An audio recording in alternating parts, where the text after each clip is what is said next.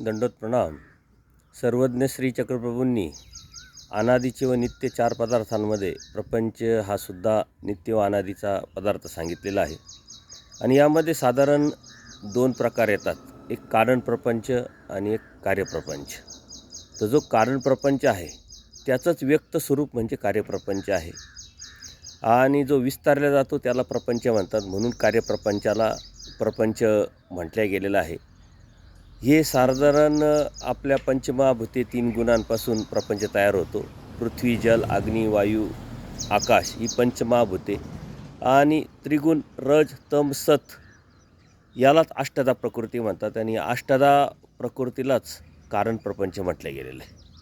तर हा कारण प्रपंच जो आहे तो मूळचा आहे आणि कार्याला आलेला तो कार्यप्रपंच आहे. कार्यप्रपंच हा मात्र अनित्य सांगितलेला आहे.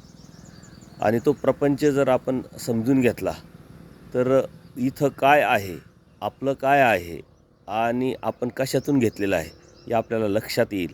आणि त्यातून बाहेर पडून परमेश्वराची भक्ती केली तरच परमेश्वर आपल्याला प्राप्त होईल. दंडोत प्रणाम, दंडोत प्रणाम.